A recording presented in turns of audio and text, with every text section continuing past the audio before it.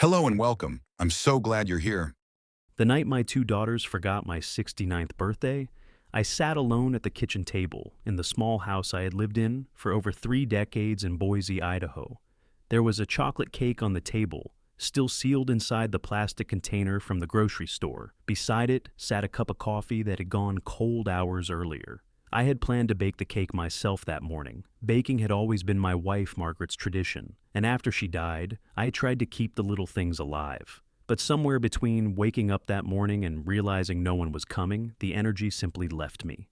So I drove to a nearby bakery called Riverside Sweets, bought the smallest cake they had, and came home.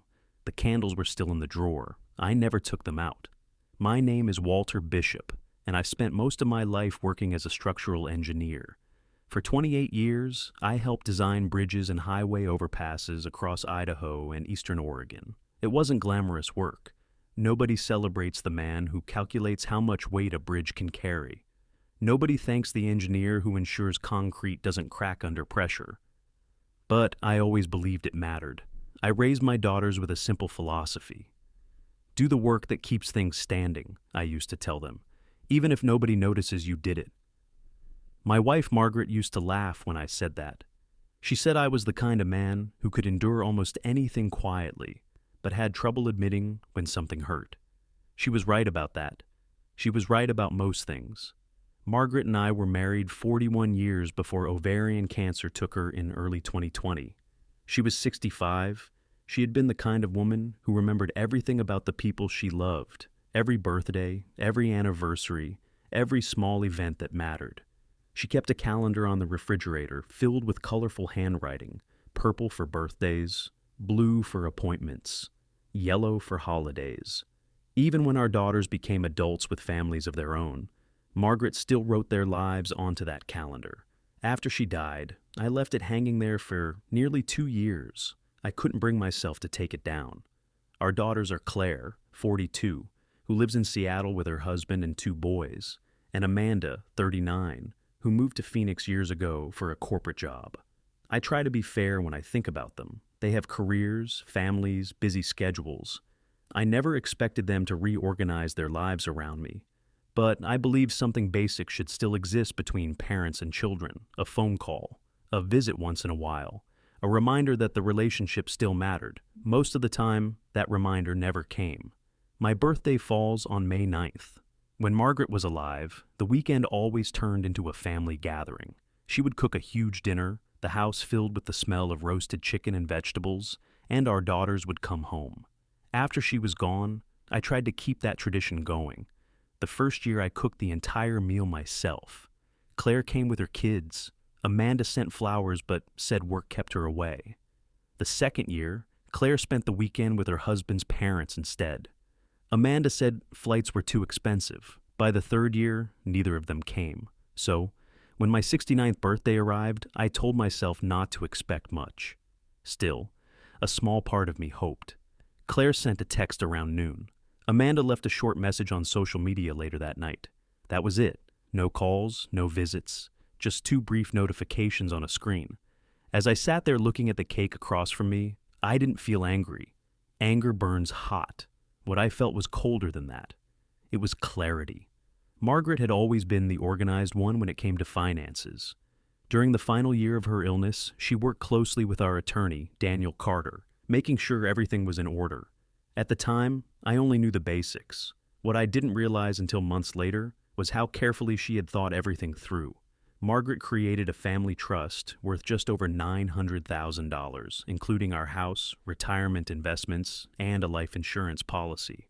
But the trust came with one condition. Each year, the trustee would evaluate whether our daughters had made a genuine effort to maintain a relationship with the surviving parent.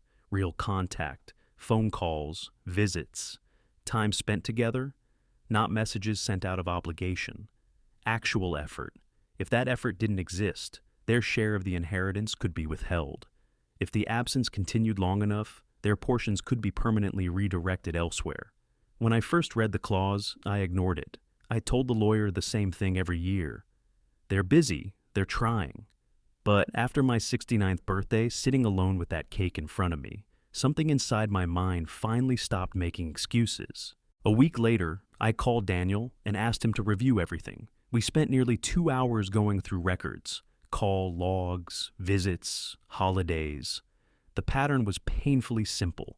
For several consecutive years, neither daughter had made the effort Margaret had required. Daniel finally looked up from the paperwork and said quietly, "Legally speaking, you have the right to redirect the trust." I didn't decide out of anger. I decided because pretending any longer felt dishonest. The house Margaret and I bought in 1990 for $95,000 had recently been valued at $520,000. I listed it for sale the following month. It sold within 2 weeks. At the same time, I moved most of the investments into a charitable foundation supporting scholarships for first-generation college students and programs for elderly care in Idaho. The rest I kept for myself, not for luxury, for living, for traveling, for doing the things Margaret and I had always planned but never quite reached. When everything was finished, I wrote each of my daughters a letter. The letters were not cruel. I told them I loved them. I told them their mother had loved them deeply. Then I explained the trust she had written and the conditions they had never fulfilled. I told them the house had been sold.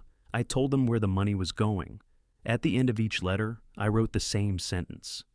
"The door is not closed, but I will no longer stand in it waiting." The reactions came quickly. Claire called first. She sounded upset, apologetic, shocked. But halfway through the conversation, she asked if there was any way the house could still stay in the family. I told her it had already been sold. There was a long silence. Amanda called the next day. She was angrier. She insisted their mother would never have wanted this, but Margaret had written every word of that trust herself. Eventually, the anger faded. Over the following months, something unexpected happened. They started showing up. Claire visited with the boys during the winter. Amanda began calling every Sunday evening. None of it erased the years before, but it created something that hadn't existed in a long time. Effort. People sometimes ask me if I regret redirecting the inheritance, if I feel guilty about the house, about the money that could have belonged to my daughters. I tell them this. I didn't take anything away from them. For their entire lives, Margaret and I gave them something far more valuable than money. We gave them our time, our attention, our presence. And the truth is, money can rebuild a house, but it can't rebuild the years people choose not to show up.